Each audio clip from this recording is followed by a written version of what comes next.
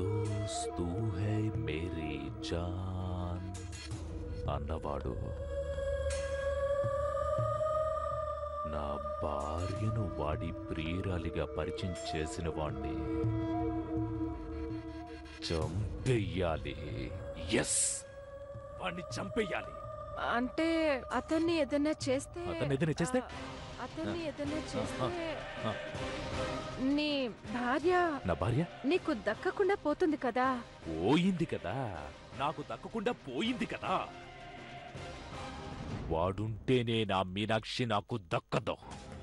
వాడిని శాశ్వతంగా దూరం చేస్తేనే నా మీనాక్షి నాకు దక్కుతుంది. ఎస్,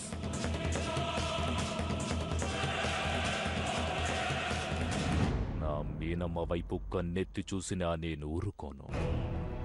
నా మీనమ్మ మీద చెడు ఆలోచనలు పెట్టుకున్నా నేను ఒప్పుకోను. నా మీనమ్మ మీద ఆశ పెట్టుకున్నా నేను సహించను. అలాంటిది అన్ని విషయాలు తెలిసి కూడా ఈ దేవ్ మౌనంగా ఉన్నాడంటే నో నో.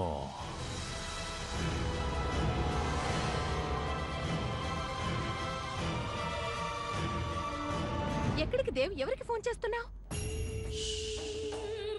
సైలెన్స్ నిత్య.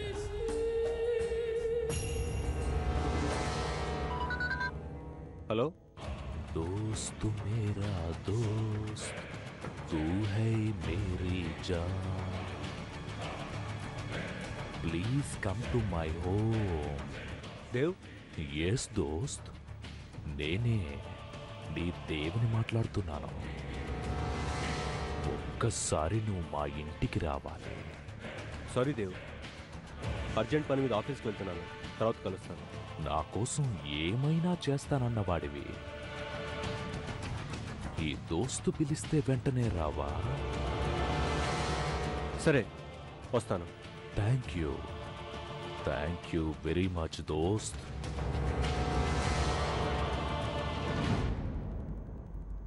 दोस्त मेरा दोस्त तू है मेरी जान. నా దోస్తు వస్తున్నాడు ప్రియురాలా. రాగానే వాణ్ణి చంపేస్తాను.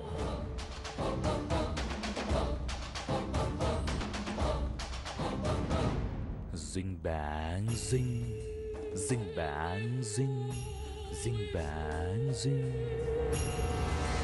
జింగ్ బ్యాంగ్ జింగ్, జింగ్ బ్యాంగ్ జింగ్,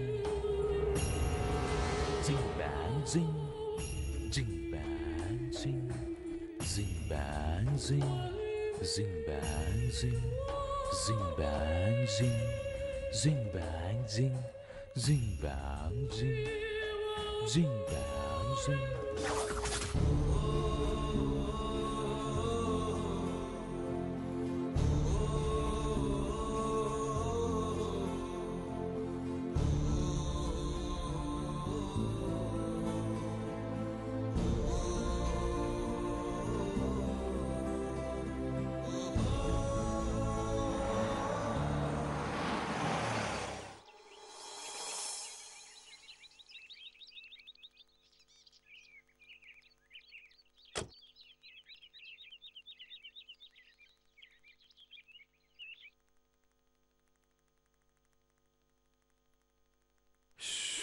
అబ్బా మంగా, అమ్మా స్రవంతి,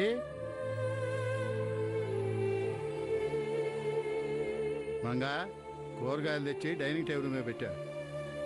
ఏమిటమ్మా జాను, నువ్వు రామ్ కలిసి బయటికి వెళ్తా ఉన్నారు కదా, ఏమిటి ఇంకా అల్లుడు రాలేదా?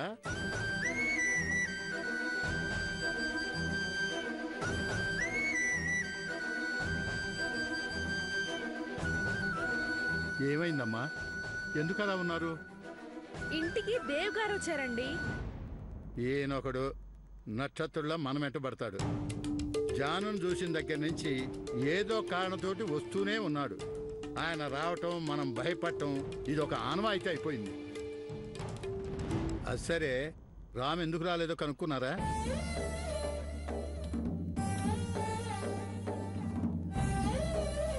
రామ్ గారు కూడా వచ్చారండి. రామ్ వస్తే మరి జాను ఎందుకు బయటకు వెళ్ళలేదు?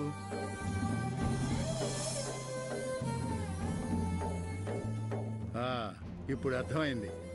ఏమిటమ్మా నువ్వు పెళ్లి కొప్పుకున్నాక అల్లుడితో బయటకు వెడితే తప్పే ఉంది చెప్పు.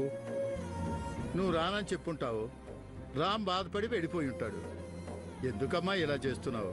సన్నాయి వాళ్ళు తమ చెప్పుళ్లే గాని ఎదుటి వాళ్ళ చెప్పుళ్ళు వినరని అన్ని మీరే ఊహించేసుకుంటారా? మేము చెప్పేది వినరా? సరే, ఏం జరిగిందో చెప్పు. రామ్ గారు దేవ్ గారు విడివిడిగా రాలేరు, ఇద్దరు కలిసే వచ్చారు.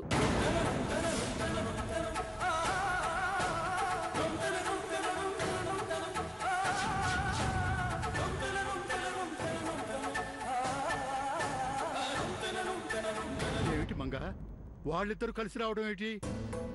అవునన్నా, ఇద్దరు కలిసి రావడం మాత్రమే కాదు, జానుని ప్రేమిస్తున్న విషయం కూడా రామ్ దేవుతో చెప్పాడు.